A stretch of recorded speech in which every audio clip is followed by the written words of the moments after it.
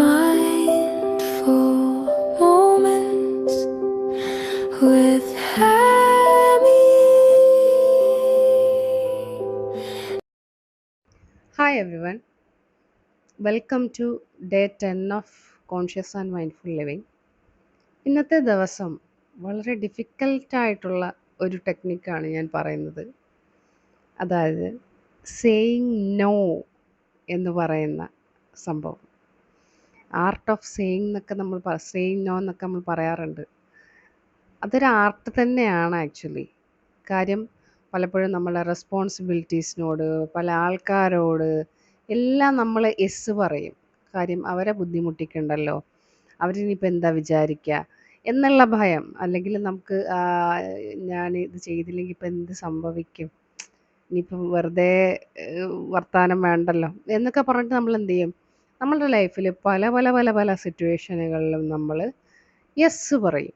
പക്ഷേ നമ്മൾ മനസ്സിലാക്കുന്നില്ല, നമ്മൾ ഈ യെസ് പറയുന്നതിനർത്ഥം നമുക്ക് ഇഷ്ടമല്ലാത്ത ഒരു കാര്യത്തിനാണ് നമ്മൾ യെസ് പറയുന്നത്. അതായത് നമ്മളോട് നമ്മൾ നോ പറയുകയാണ് ചെയ്യുന്നത്. ഇങ്ങനെ കണ്ടിന്യൂസ് ആയി നമ്മൾ നമ്മളോട് നോ പറഞ്ഞുകൊണ്ടിരുന്നാൽ അത് നമ്മളെ സെൽഫ് റെസ്പെക്റ്റിനെയും സെൽഫ് വർത്തിനെയും സെൽഫ് ട്രസ്റ്റിനെയും എല്ലാം ബാധിക്കുന്നുണ്ട്. അത് നമ്മൾ ഒരുപക്ഷെ അറിയുന്ന പോലുമില്ല, നമ്മൾ അറിയാതെ സംഭവിക്കുന്നതാണ്. അതായത് നമ്മൾ നമ്മൾക്ക് കൊടുക്കുന്ന ഒരു വാല്യൂ അതില്ലാതാകുകയാണ് അവിടെ ചെയ്യുന്നത്.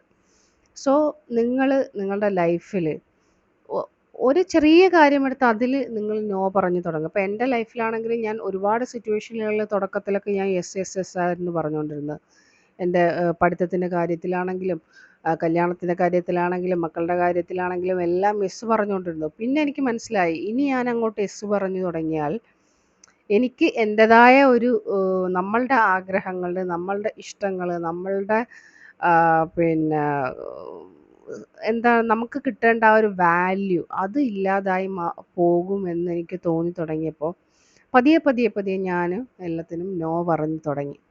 സോ നിങ്ങളും നിങ്ങളുടെ ലൈഫിൽ നോ പറഞ്ഞു തുടങ്ങുക. അങ്ങനെ നോ പറഞ്ഞു തുടങ്ങുമ്പോഴാണ് നിങ്ങൾക്ക് ആ ഒരു നിങ്ങളിലുള്ളൊരു വാല്യൂ, നിങ്ങൾക്ക് ആ ഒരു നിങ്ങളോടുള്ള റെസ്പെക്റ്റ് അത് നിങ്ങൾക്ക് കൂട്ടാൻ പറ്റും.